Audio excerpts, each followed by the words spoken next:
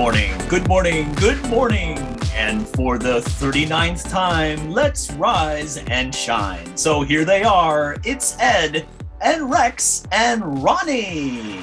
Woo! Welcome to 39. That number took me off my game. Like, where are we? Yeah. In a world we did 39 episodes. They just feel like one big party.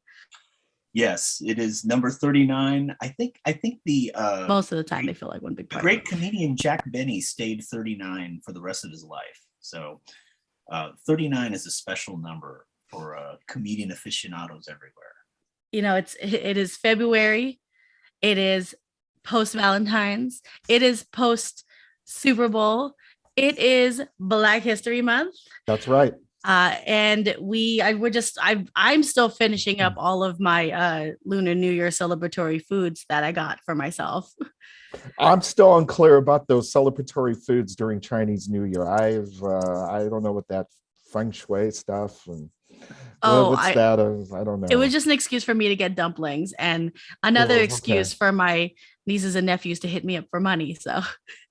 Wait, so is it true that they say like if you eat noodles, that's supposed to denote like you're gonna have a long life or something like that? Don't do that for your birthday? Oh my gosh, we're gonna take a Filipino poll. Do you guys eat noodles on your birthday to symbolize long life? That's the first I've heard of that. So I guess I should just be eating. I'm gonna have to join Rex as the resident old guy. Yeah, exactly. This can't be a new thing. How old school does that sound? Eat noodles for long life. Like, yeah, I've heard it. I've heard it throughout my life. My Lola would say it to me. And then my family really got into going to buffets for everyone's birthdays because there's like 40 of us. So anytime there's like a birthday, nobody wants to cook. So like, let's just go to the buffet. They do free for birthdays. If anybody remembers Todai in Concord, California, that's what I'm talking about. Yeah. And I remember all the time, my auntie's like, go get chow mein. Go get chow mein. It's your cousin's birthday. Go get chow mein. Like, go get noodles because, long life. And then, when everyone started cutting carbs, like we got like 3 noodles a piece. Like, it's okay. Just konti lang, just a little bit of noodles, too many carbs. I only know about the black-eyed peas on New Year's Day. That's the only thing I know about. So black-eyed peas? Yeah, that's supposed to be the first meal you have for a new year. For good luck. Maybe in the comment section, all 59 of our fans should put what's your favorite tradition that we don't know about? So to bring about the new year. You guys don't do the 12 round fruits? What is this one? Oh my God. Okay. Brief. What is this? So this is what I think this is like it is Filipino, but might be like leaning towards like Spanish influence right here. For New Year's Eve, you're supposed to get 12 round fruits to bring in good luck. They could just be like any type. I get lazy. Sometimes there's a vegetable in there sometimes because, winter. And then also we put coins on the windowsills to bring in more like good luck and money. So like all of my windowsills have like laundromat money on it now. It has like quarters. I don't know any of this. You learn something new every day, as they say. I've never heard of this before. Wow. So you'd be coming at my house and be like, wow, Roddy doesn't have a change jar. There's just coins all over the windows. And yeah. And you don't open all the windows and doors, not doors, but just the windows like at midnight and turn on all the lights. Oh my gosh. Someone in the comments tell me my family wasn't just trolling me. Like we opened the windows, the shades, we turned on all the lights, we put the coins out, we put the fruit out. I had a cousin, they told her that she had to like swallow 12 grapes at midnight. I know that's a thing. I've heard that too. I know it's a choking hazard, but I heard that too. Wait, you said 12 grapes at the same time? Something like that. I don't know. I just did the fruit. I'm not about to choke on grapes on New Year's. Wow, that's what I think this means is that since we all are claiming ignorance here, we should just have an episode where we just eat.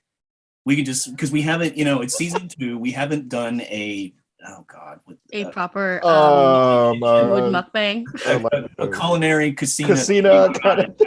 We haven't done one of those episodes yet, so I think we should have like some kind of an eating episode where we can have noodles and round fruit and maybe one vegetable and some quarters for Ronnie's window and all this other Yeah, Wow. let's just. I think that's. Hey, I mean, it brings out it brings good luck, brings money into the home. Yes, yeah, at least some quarters so I can do my laundry. Yes, so yes, let's do it. We could, yeah, that's how we'll celebrate the Year of the Tiger then. Okay, Yes. cool. Year of the Tiger. Speaking of the new year, have you guys been? We had a little bit of a break between recording. Have you guys been catching up on any good content lately? Specifically documentaries. Spoiler alert for today's episode. We're talking about documentaries. What have you guys been watching or have watched? It's actually been a good year for documentaries. I just watched Flea, which is really, really good. And then a lot of music documentaries came out, like obviously Beatles Get Back, McCartney 3-1, Summer of Soul. Really some really good stuff. Rex, how about you? You've been watching any docs? Oh my gosh. Yeah, I think one of my favorite docs in terms of musical, I mean, I've got a bunch, but 20 Feet from Stardom, that doc about background singers and stuff like that. One of my all-time favorites, I don't think anybody really knows about this documentary. Amazing Grace. That was the Aretha Franklin. Yeah. Again, not a lot of people knew about this documentary film and stuff, but who makes an appearance in the documentary itself is Mick Jagger. A young Mick Jagger showing up at a Baptist church here in South Central Los Angeles, where Aretha Franklin was recording her live show. A young Mick Jagger shows up in the first night, and I'm just floored. I'm floored. That was a great film. Amazing. Ronnie, how about you? Did you get to see anything? Oh yeah. Well, one of the documentaries I actually saw in the past year. I'm a little late to the party.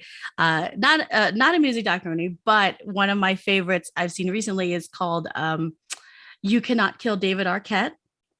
And a little spoiler alert.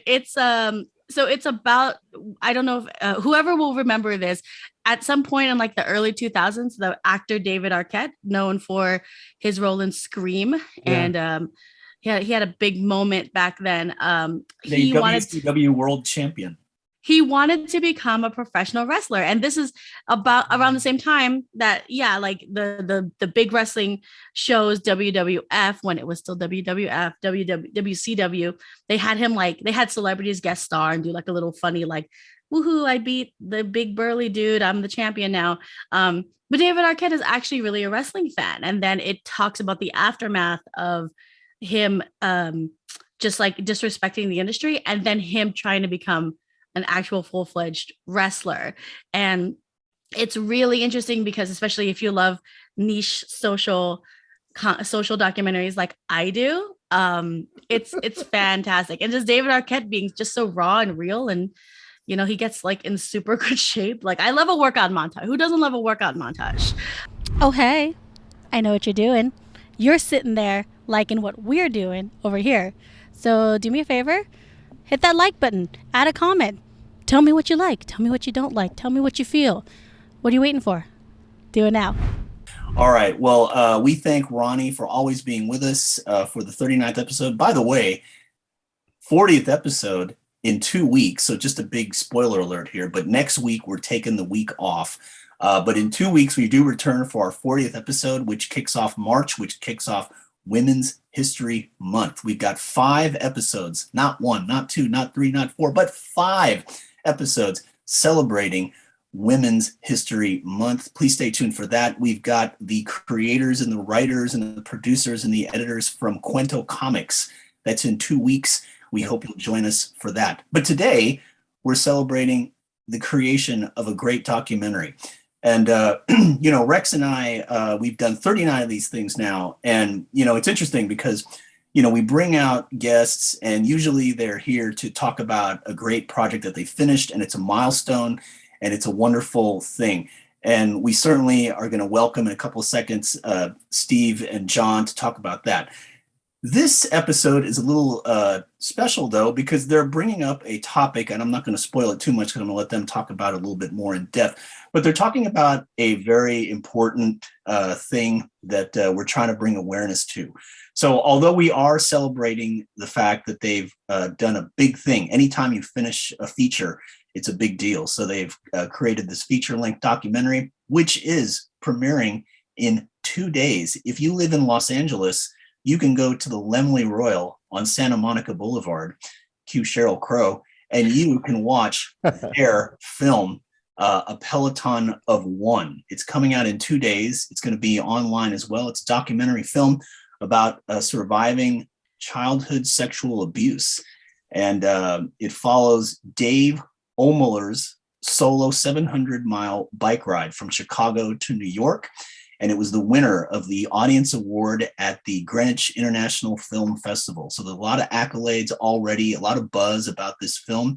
And we are so happy, Rex and I, to bring out the co-directors of this film. So I'm going to bring them out one at a time. So we're going to start with the co-director and editor of the film. This is the part where I'm kind of reading my notes here. So if you're listening to us on Spotify, it doesn't look as awkward. But if you're watching us on YouTube, you're like, why is Ed looking off camera for a few minutes? But anyway, yeah, that's my cue. Read your notes. Listen to us on Spotify. Exactly. It's all good either way. Exactly. That's right. Follow us on Spotify. Yes. So we're going to bring out this first gentleman. He's the co-director and the editor. His feature debut, Slow Jam King, was described by the New York Times as DIY, do-it-yourself filmmaking at its purest. He's the winner of the Asian Cinevision's Emerging Director Award, was the DP and editor for the ESPN documentary, The Lost Trophy. And he's a musician who's worked with the San Francisco Opera and Cleveland Orchestra, and he's got a new album coming out this spring. So music nerds rejoice. Let's bring out the co-director and editor, Steve Mallorca. Welcome, Steve, to Rise and Shine. Thanks for having us. Thank you. And I'm going to bring out your partner in crime, the co-director and co-producer. This gentleman has 20 years worth of award-winning credits ranging from film, documentaries, digital docuseries, and web series. And he's worked with Emmy, Tony, Oscar winners on projects such as Single Stories and Brotherhood. You've seen his work all over the place on AMC, ESPN, NBCU, and Sundance TV. And he's currently working at soh.com, that's SOHH.com. And he's the executive producer of the BIPOC Targeted Beacon Initiative. We're very happy to have Steve's partner in crime, John Bernardo. Welcome. Good morning, everyone. Thank you. Gentlemen, thank you so much for being with us today. We're happy to have you here. Congratulations on completing this film. This is great. Maybe for our viewers who haven't watched it yet, and Rex knows I'm going to say it, if you haven't watched it yet, what's the matter with you? What's the matter with you? Exactly. But if you haven't watched it yet, John and Steve, if you could please talk to us a little bit about this film. Yeah, sure thing. I mean, I'll open with this is about childhood sexual abuse. And I know you guys were talking about documentary films earlier, and there's been a lot of great docs on this topic, from Michael Jackson, Leaving Neverland, Larry Nassar, At the Heart of Gold. There's a recent one, Procession, on the Catholic Church. But, we really take it, those films are about discovery, all the way to the reveal. We really take it from the reveal and what happens next, with these survivors. What happens after they come forward, as individuals? How do they get back into society? What are the legal ramifications? So it's about surviving, childhood sexual abuse. And the bike ride, I'll let Steve take it from here. The bike ride that Dave, my high school friend, he took from Chicago to New York. When we started in Chicago, he was really, he just came forward. He really thought he was alone out there, a survivor. It was a unique circumstance to him. And he certainly learned a lot on that ride. And I'll let Steve talk to that sort of journey. Yeah. There's several journeys that are happening in the film, but the main one that we wanted to use really as a vessel to tell many of these unfortunate stories is this bike ride. So unto itself, it's already a massive physical feat, particularly for somebody who was a great, he's a great athlete. He's a, a high school athlete, collegiate athlete, kept in shape even in his own, but, for any middle-aged man to, ride across country, like with that, that many miles, it's a big deal. And especially when you have so much other stuff going on. But like, what's happening here is that we wanted to be able to take this journey and be able to kind of see what's happening internally. And then also, use that as a vessel to tell other people's stories. So, like John said, we're trying to pick up once a certain point of the story happens in terms of their own personal thing. So, what we're seeing and what we actually saw state by state was somebody that in a lot of ways was very physically prepared for this trip. We started shooting this in 2017, I guess, right? Was it 2017, John? Like, that was like the last preliminary. Yeah, it was like preliminary stuff. When Dave was still basically about to embark, essentially almost like on a year of training to physically be able to do this. So we met somebody that was about to embark on this ride and then had to prepare for it. So he was approaching it like a pro athlete would. So we saw somebody who was physically, primed and ready to do this, but somebody that still emotionally was still very raw. And you could see that as the film goes. And John and I discovered as it went on, we had to interview many other survivors along the way, many other advocates along the way. But as we also went along the way, we also got to see really firsthand in an intimate way how this one person, how Dave, had to also kind of cope and deal with things that were still very raw. He was going through a lot of things still. So, it was an honor that he let us in on that, obviously, but it's also, when they talk about filmmaking, being in the trenches with somebody, but like, we really felt like we were literally in the trenches. We were all on this road together. None of us had ever kind of embarked on this kind of, cycling ride before, where you had to have like, normally you have like a convoy, you have a truck, a follow truck that is just for like first aid and, all your equipment in case things break down. And, but we're an independent film. So, we had to all kind of film everything and then just kind of follow along with it. And just the pure physical exertion, the amount of hours that we were with each other. I mean, we really were in the trenches, like literally in the trenches with Dave. And, I think it comes out in the film. I think we were really trying to get a good, close look at how somebody is trying to deal with things and, warts and all, some things you deal with better on any other given day. But you're always trying and you're always pedaling and you're always kind of move towards that goal. Hey, did you know that you can make a tax-deductible donation to us? Check it out. Rise and Shine is produced by FilAm Creative, and we're an official registered nonprofit organization. So if you like programming like Rise and Shine, why don't you Venmo us a couple of bucks, some quid, and we'd really appreciate it. So you can Venmo us at FilAm Creative. That's at FilAm Creative. And hey, thanks for watching Rise and Shine. I mean, I guess just watching the trailer alone, it was just very inspiring to watch and everything. And the thing is, my questions is basically kind of like, how did Dave's story come to you guys? I mean, did you meet him before this bike ride that he was going to be taking? Did you spend time, like, was the story first or did the bike ride come first, basically? I mean, it's kind of like, I just wanted to know, like, how did Dave's story come to your attention in the first place? Rex, Dave is actually a high school friend of mine. Okay. So the important piece of this story is that, he was abused at around the age of 12, but he didn't come forward until he was about 45. It was like a 30-year gap before he felt he was comfortable enough about, sharing that story. And that's an important part of the film.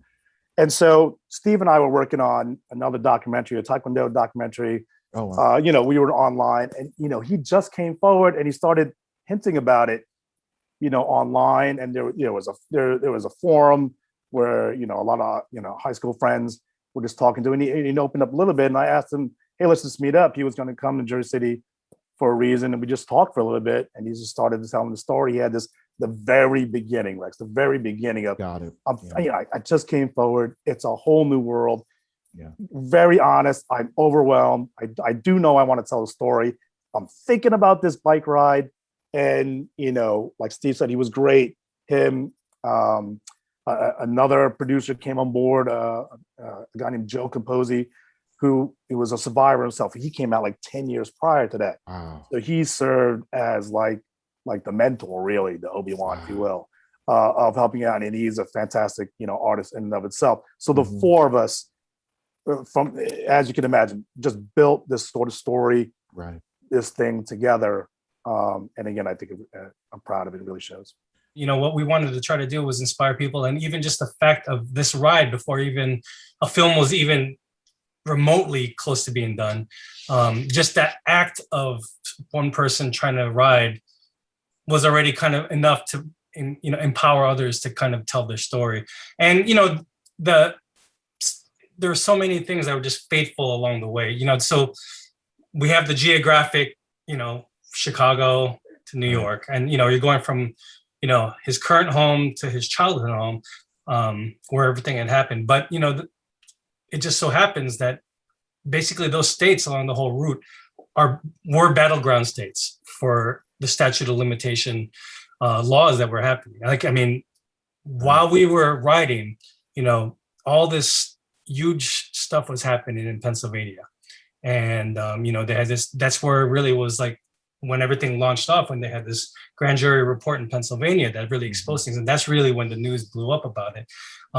So that was a backdrop to this whole ride. And there were literally, laws, that were trying to be enacted as we were riding. So this was all there. And we had to change the direction. We already passed Pennsylvania at one point, then we had to come back because all of a sudden this big rally was happening at the state capitol in Pennsylvania. Wow. Then we only found out from interviewing other survivors in Pennsylvania, and they're like, well, we should really try to be this. So, we were really along, for this ride, and, literally meeting people who inspired us, just to kind of go. And so, it was really, it was really an adventure. And, when they talk about documentary filmmaking and, really trying to react and really trying to be in the situation, there are just times when John and I were like,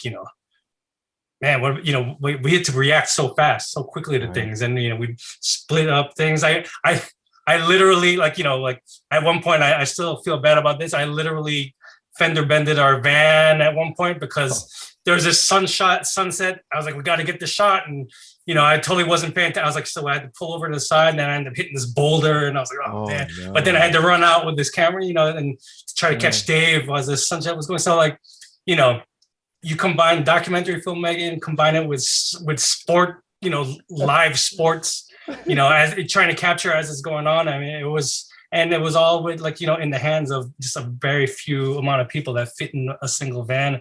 It was intense. Are you following us on socials? What? You're not? How dare you?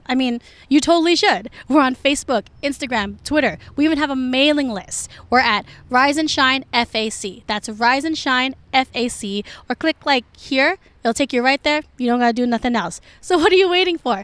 Like us, follow us, subscribe. See you there. I think the pandemic has really brought about a greater awareness for the good of mental health. And this is the statute of limitations. This is a very sensitive topic for a lot of people. Having been in education, unfortunately, I've worked with students who have, gone through the same thing. And, fortunately, they did not wait as long as your friend did. But, and it can be a very negative experience. What kind of barriers or pushback did you get during the making of the film? Was there any negative Ed, I'll start with when we started. This was really, conversations was late 2017, really starting to start until maybe the last week of 17, 18. We were described in the film as a child abuse documentary. We didn't have the word sexual in there because there was a big taboo about nobody would really talk to us, if that was a case, or, trying to get funding or trying to get any level of support. Child sexual, it was a bit hands off. Then, as Steve was talking, again, what a monumental time period that we were doing. Like the Larry Nassar thing happened during that time. Michael Jackson happened. Those documentaries came out as we were filming this. And so, thankfully, when we started the bike ride, childhood sexual abuse was a phrase that we could use. More to your question, Ed, is like when you hear the stories, and you'll obviously see it in the film, of the resistance that people who just come forward find themselves in, specifically in this area of statute of limitations. So New York was the biggest example at the time when we were doing it. California, we'll talk to California in a second. But New York, you had to come forward by the age of 23, or you couldn't bring your case, because no matter what evidence you had, 5 years after an adult. New Jersey was worse. It was 20. Pennsylvania was somewhere in between. So you had, ridiculously limited time to come forward. Meanwhile, what groups like Child USA was a huge advocate and huge supporter of this film. Marcy Hamilton and Catherine Robb, they did the due diligence to put studies that, adults aren't comfortable talking about this until at least they're in their 40s or, a bit mature. You're embarrassed by it. That's why, again, Peloton of One, why you thought yourself was on an island. They all feel that way, and they all try to hide it and bury it in their 20s. So you have no chance legally to bring this forward. So when we talk about legalities and statute of limitations, thankfully, in that hotbed of time, 2018 and 19, when we're filming, Pennsylvania, New York, New Jersey has made strides. Pennsylvania is not 100% there because, one, they changed the statute of limitations. But I'll do this last bit of technical, and I'll be less technical moving forward. But like, there's a window of time in which you can actually come forward. In other words, you can change the statute of limitations to 50. But if your case happened before that date of February 15th, if your case happened before, I'm sorry, statute of limitations doesn't apply to you. We changed it, but you're still back then. You can't bring your case, even though we changed the age to 50. Yeah. So to see the pain and the stories of that was the resistance that we heard from them that certainly made us cry. And like in the editing process, I know Steve was like, I can't edit more than like 2 or 3 hours at a time.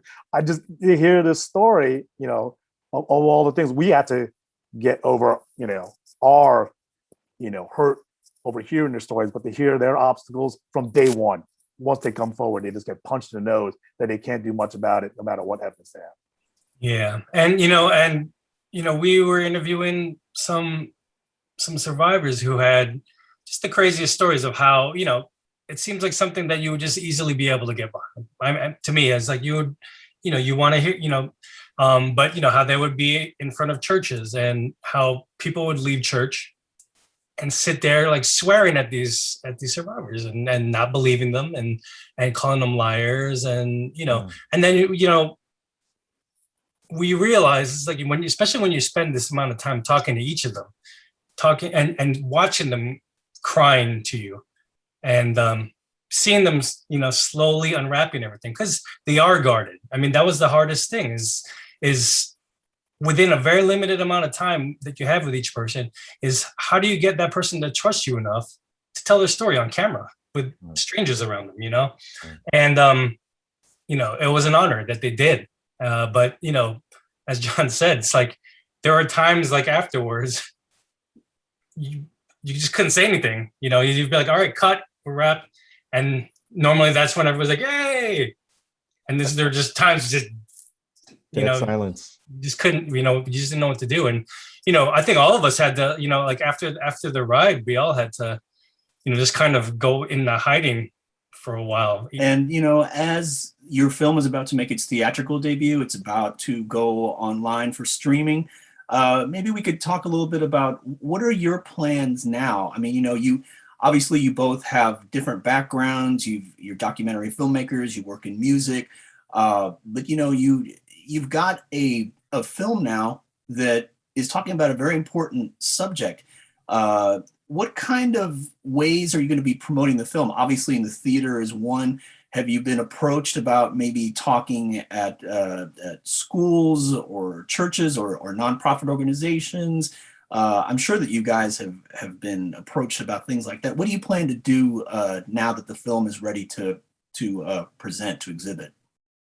Yeah, first of all, Ed, I'll begin with, I know you mentioned earlier, but Thursday on the 17th, we are having our premiere at the Laemmle Royal, which is so great. And afterwards we'll have a virtual theatrical run. But talk to your question specifically, just to give all of a scale, the Department of Justice, I think, uses a very conservative stat based on reported crimes, and they're talking about 6% of the country has been experienced childhood sexual abuse. So that's conservatively around 20 million people. But again, there's groups like Child USA we're really close with. That's just reported. Imagine the number of unreported. Imagine for 30 years Dave went unreported. So that's they do other things like surveys and stuff like that, and interviews, and talk to subject matter experts, and they even still conservatively move that up to 10-11%, but that doubles the number. That makes it 35 40 million survivors out there in the US, and I'm just trying to give scale to all that, because yes, without a doubt, Ed, so like we did a couple of events with Child USA. We've been talking to more organizations about getting ourselves, Joe Capozzi, Dave out there, and we're looking forward to do more of that. But step one was always, the movies out there, using that as our anchor, and then doing those kind of events more often. Yeah, and for us, obviously a big deal was when we were able to find distribution to be able to give us this opportunity to find the Laemmle virtual platform for us. As I mentioned like earlier when we were talking, the Laemmle, their virtual platform, and during these pandemic times, that's like the perfect platform for a film like ours. We had to, just like we did on our ride, we had to like maneuver just as much in the post-production, like after we had finished our film, because we finished just in time for everything to shut down. All right. So, our festival run was, yeah. So it's like, we had, so we thankfully screened at Greenwich, as you guys have mentioned, and we won the JP Morgan Audience Award, and they were incredible. And we were hoping that was, that was gonna, kind of go. But like, part of what we had appreciated about them so much, like this is still very early in the pandemic, they just kind of made that decision very quickly to pivot to online and virtual, when at that time, a lot of other film festivals were like, well, let's wait it out. Maybe we'll try to do this. And so they just kind of knew right away, like, we're just going to go here. And, we were thankful for it, because I think because of that, they were able to really kind of promote the film in a lot more effectively, because they just knew already, they made their decision. But from there, that's really that was everything kind of at that point just kind of dissipated, because, fests didn't know what to do. And so we just had to kind of figure it out along the way. But like, thankfully, these virtual platforms started coming up, and that gave us that opportunity to be able to find a distributor that had always kind of had an eye for that, but wanted to make sure that they looked at everything else first. And so thankfully we have this, and hopefully that's going to open up to even more viewership and bigger audiences after this theatrical run.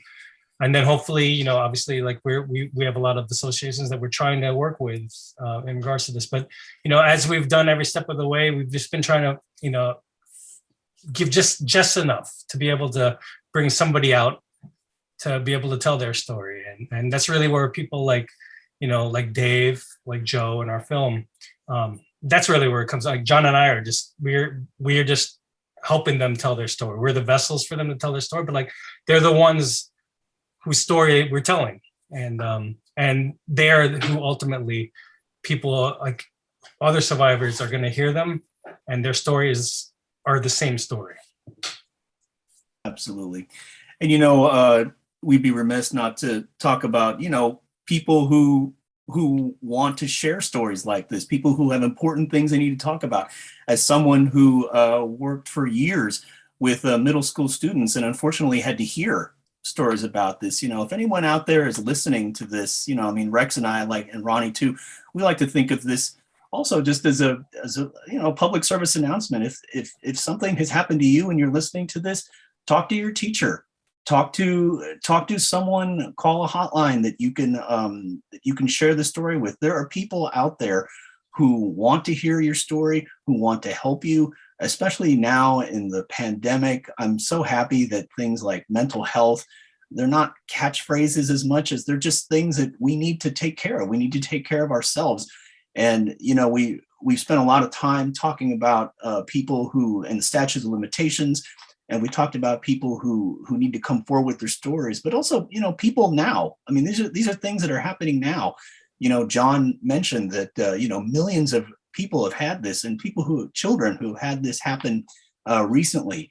Don't be afraid to come out. There's no fear anymore in coming out. There never was any fear in coming out. But now I think we've created this world, and I think John and Steve, to their credit, have continued to forward this conversation that it's okay to come forward. There is no shame in sharing this story. It's an important story that needs to be shared. It's a legal issue that needs to be brought. So we are very grateful that you two have taken the time to come out today. We also want to congratulate you. As we talked about before we started rolling camera,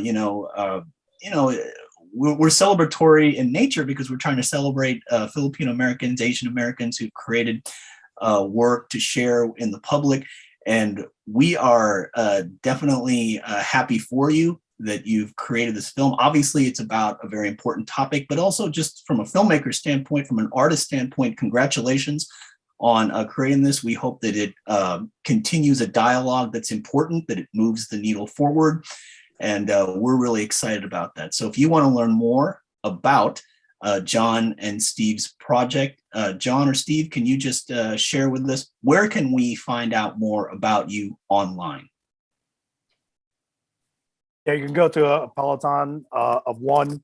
We'll send you apelotone1film.com. We'll send you the exact link so you can flash it on there as well. And again, when you were talking to other resources, the one we usually recommend is the Road to Recovery, .org. If you feel like you want to talk to, independent source and want to move forward, they're great in beginning the path, and great resource on where you can go, in your area, in the legal area if you need to, and that sort of thing. All right. Well, we thank John Bernardo, Stephen Mallorca for coming out today to talk about their documentary feature film, A Peloton of One. If you live in Los Angeles, California, in 2 days, you can watch this great film with them in the audience at the Laemmle Royal on Santa Monica Boulevard. I'll just Google it. Rex and I don't know the address, but anyway, you can find out where it is. And we're going to come, we're going to come right back with everybody's favorite segment, 13 Things. Hey, don't forget that new episodes drop every Tuesday on YouTube, Spotify, or wherever you download your favorite podcast. So don't forget to subscribe to us so you don't miss a single episode.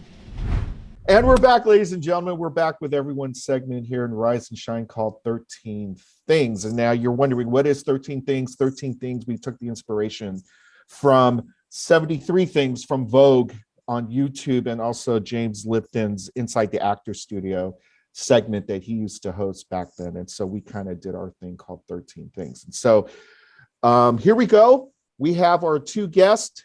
Please introduce yourself. Please say your name and what you do professionally, and then we'll begin the questions, starting off with you, John.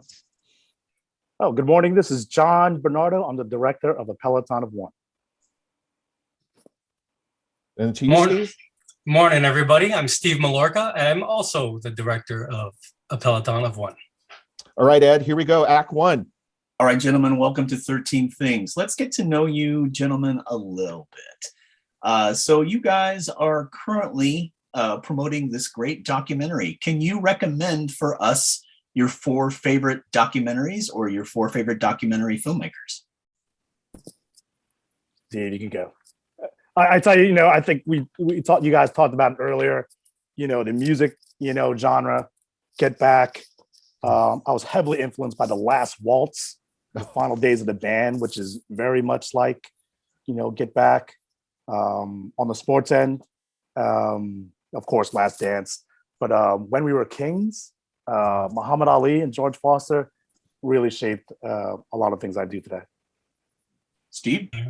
And well, as you could probably sense from the 360 keyboards around me, I'm also very into music. So music docs are a big thing for me. So I loved Get Back, Summer of Soul. Another film which has soul is called Mr. Soul, which is actually out on the same platform that we will be on the Laemmle Virtual platform. And that was a great film. And an older doc called Searching for Sugar Man, which I really enjoy, but a whole lot of music going on there. All right, gentlemen, if you were not directing or making documentaries, what would you want to be doing instead? I think a youth basketball coach. I'm doing a little bit of that now. As all Filipinos, right? Played basketball. Actually played a little in college. Boys or girls? Boys, but either one. But I'm getting back into that now. Like the last 20 years, it's always like, oh, I'll do that someday. And now that my youngest, who's 13, has been playing a lot, I've been able to get back into it, and super fun. And I would do, well, I guess I do it now, but I would probably do more of it, do music. All right. If you guys could run a nonprofit organization, what type of cause would it benefit? Well, I'll talk to a couple that I just joined.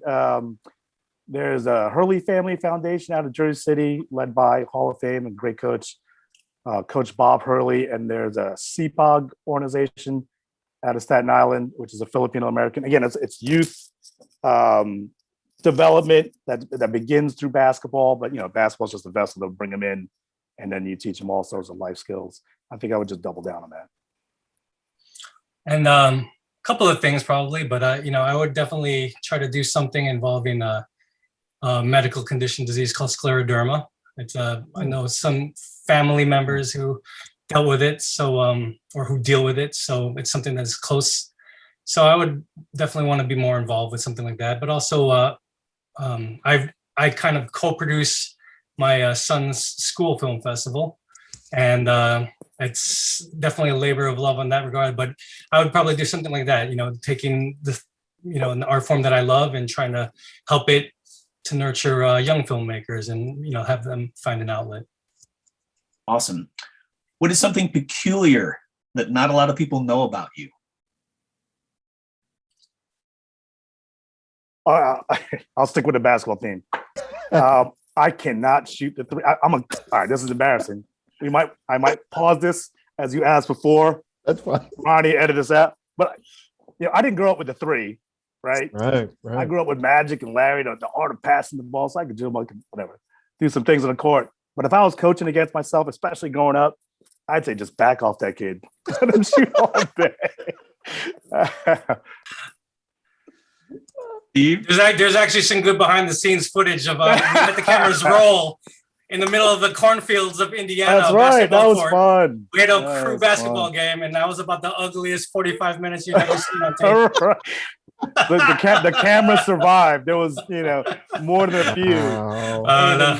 Wow. So peculiar things for me. I was almost a black belt, and I was almost an Eagle Scout. Oh, almost. Wow. Almost. Missed it by that much. By that much. Okay. All right. If you could change or create one law or policy, what would it be?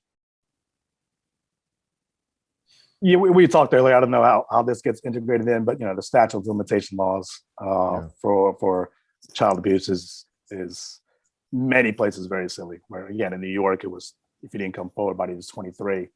It was similar in California. Thankfully, those things have changed. And I'm glad there's progress and continued progress in that regard. I totally agree. And if there's some way to kind of make a more uniform from state to state, because that's what determines from state to state. But if there's a way to kind of make them all more uniform, that would be what I would try to be concentrating on. All right. Just as a side note, I tweaked the questions last night. I get bored with these questions, so you guys inspired that question. What's the most beautiful place that you have ever seen? My mother is one of 10. She's from the northern provinces of the Philippines. My uncle Mario has this beautiful farm. It's tough to get to. It's about a good mile walk, from town, but through rice fields, and there's actually a side of a mountain. And if you go left a little too much, it's not good. And it's exactly. It's like the mountain range behind you a little bit with all grass. But once you get there, you breathe the air. It's incredible. It's rejuvenating. Yeah, and for me, it would be my parents' garden. They've evolved it into something pretty epic over the years. So whenever I go to my folks' house, I love seeing it. In Chicago. In Chicago, yeah. Oh, all right. sure. The next question is actually your favorite place in the Philippines. So, John, I think you've already answered that. Maybe we'll just bump to Steve here. Steve, favorite place in the Philippines? Oh, my mom's province. She's from La Union, so she's from Agoo. Oh, So yeah, her childhood home, which was, they had a little farm there. I loved it. And I was wandering around in their their old tobacco fields, and yeah, that's my favorite spot. I think, Steve, we might be related. My mom's from La Union as well. So Really? Oh man. Yes. I think We'll have to keep on talking. Rex is also related to Dr. Kevin Nadal from the previous episode. The world is continuing to be small. There you go. All right, gents, I'll give you some locations. You tell me what your favorite thing is to do in these places. Outdoors. Miss shots from the 3-point line. Because actually, I can't do much else now. That's my bubble.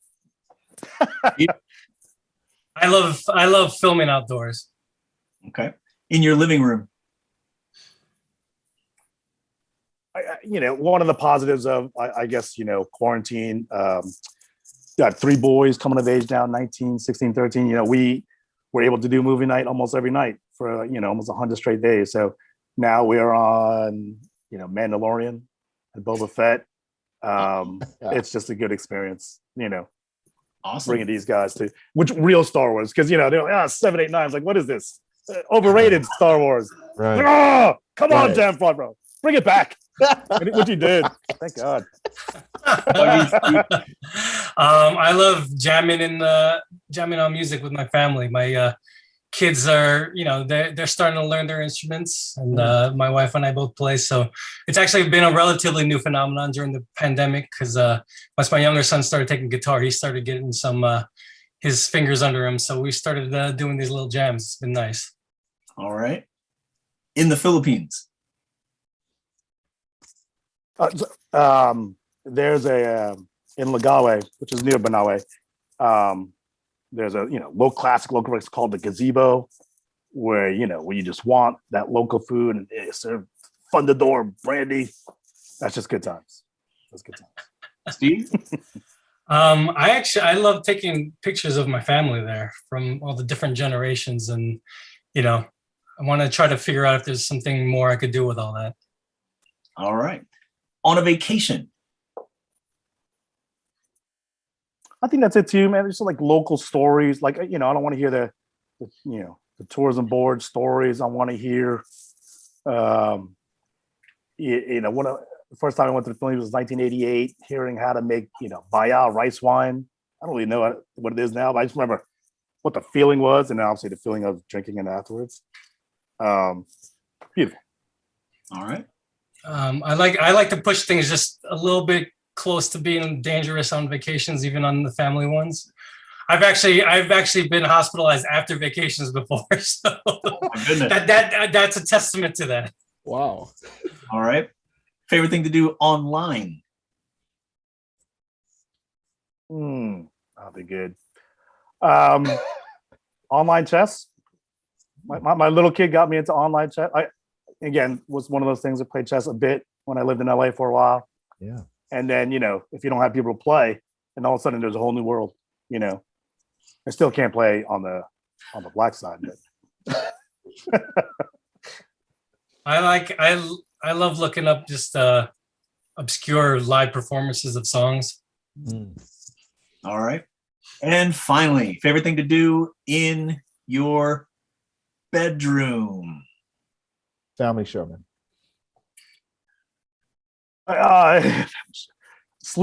Falling asleep on my wife's shoulder, when she's watching like This Is Us or something like that. Nothing against those shows. That's like baby sleep. It's like, oh, I want to watch This Is Us tonight. You got it, baby. I don't sleep enough, so I love it when I do. All right. We're going to move now to our second and third acts. I'm going to turn it over to my friend Rex. All right, guys, we're going to get a little more serious here. Okay, this is going to be a little more rapid fire here. Okay, so guys, tell us, starting with John, what are your 4 favorite foods or types of foods that you got to have? My dad was he came from the Philippines, from the U.S. Navy. He was a U.S. Navy cook, so he has this prime rib. He figures out how to get garlic cloves in there. It's a beautiful concoction. So that's got to be number 1. My wife's favorite is my cousin's kare kare. Hawaiian poke, maybe. And then there's a great local place here called Roomba Cafe. It's a Cuban sandwich. I have at least once a week. So that's 4. Steve? My mom's sinigang, my ninang's lumpia, seafood gumbo, New Orleans, and Skyline chili, Cincinnati style chili. Oh wow! Okay, interesting. All right, so you guys might have answered the next question. Then, so my next question is, what family recipe of yours is better than mine? No, I tell you, my dad, like in the beginning, when I can recall how my dad cooks, like he could not cook for just, which is 4 of us, Joseph, as you guys know, myself, and there would be big pots of food. I just didn't understand it until finally got the story that he couldn't cook for less than 10 people at a time because he was a U.S. Navy cook. So those are just good stories to go with a lot of good meals. Oh yeah, Steve? Yeah, my mom's sinigang. Okay, all right, guys, this is going to be pretty rapid here. So you can only have one: corned beef, Spam, or Vienna sausage. Go. Spam. Do you eat balut? Yes or no? Yeah, of course. It's just mental gymnastics. What's the difference between that and like shrimp? Same thing. Nope. Okay, favorite Filipino dessert? My dad used to make homemade ensaymada. Wow. Waking up to that. Incredible. My mom's cassava cake. Okay. Your favorite non-Filipino dessert? Yeah, boring. Chocolate chip cookies with macadamia nuts. Got it. Steve? Apple pie and vanilla ice cream. Do you guys have your favorite boba type of drink? Boba's just a rip-off of Hala Hala, isn't it? Do we get? Yeah. Do we not get any kind of? No, I don't drink it. Okay, Steve? Yeah, I was actually about to say halo halo, but if I had to go pure boba, it would be lychee. Okay. Do you guys have a favorite chocolate? No, but if I do eat chocolate, it has to have some kind of nuts in it. Ideally, macadamia nuts again. Okay, Steve? Whatchamacallit. Wow, okay, old school there. Yeah, kind of old school there. Okay. Favorite fruit? Slightly overripe mango with bagoong. Ooh, okay. Mango for me too. All right. And again, you probably have mentioned this earlier, guys. Your favorite alcoholic beverage? Oh, the Irish whiskeys for sure. Throwing some Japanese whiskeys. I'm just getting into that as well. Okay. See you on the 17th. Yeah, whiskey is on you. Whiskey o'clock. No worries. All the whiskeys. Okay. All right, guys, let's get personal here. What Filipino or Asian American book, movie, TV show, or music are you currently into right now? You probably had answered this earlier. The guy I admire the most is Alice Garland. So almost anything I'm looking forward to. I don't even know what Civil War is. Call me in, but Tesseract is one of my favorite books. Ex Machina, of course, is one of the movies I mentioned that I was able to introduce to my kids. So he's my cool. And what's great about him also, I know it's supposed to be short. The way he was described when I first started reading him is like, born from comics and Dragon Ball Z, anime. I was like, oh my God, like someone like could be like that. I couldn't be more jealous. Steve?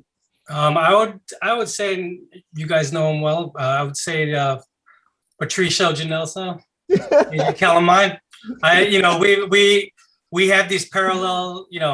I'm convinced if I were like born and raised out West Coast, we'd probably all be friends either too. But we have like these weird parallel lines and similar sensibilities, and have always kind of helped each other out remotely. But we rarely ever see each other physically. But we looked at their crowdfunding campaign for Lumpia with a Vengeance, and it was inspiration for us when we were trying to crowdfund for A Peloton of One. And I'm just rooting for those guys. I wish we were able to screen more together, but hopefully we'll be able to in a couple of days. Yeah, a little side note there, Steve. Just get to know the DFU, the Deep Fried Universe. Deep Fried Universe. Okay, just get to know that. You'll be good to go, man. Is that John Favreau, Robert Rodriguez? We'll tell you the story when you guys when we see each other on the 17th. Yeah, we'll tell you that story there. Next question: most memorable, good or bad, thing you ever did on a first date? The very first date I had my wife. It was almost over. We were in my apartment, and then she noticed I had this random IKEA furniture that was probably there for a year. It was like a desk, and we built it together, and we still have it. Pretty cool. Nice. Cool. Wow. Steve? I have a good / bad one, which was also with my first date with my wife. And it was the first day we went on. It was like in the middle of thick, humid New York summer. So, and I just couldn't stop sweating.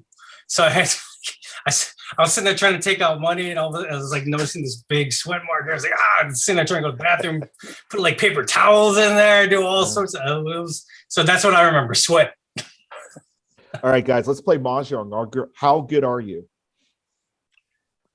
I got hooked on it in 2018 when last time I was in the Philippines for sure.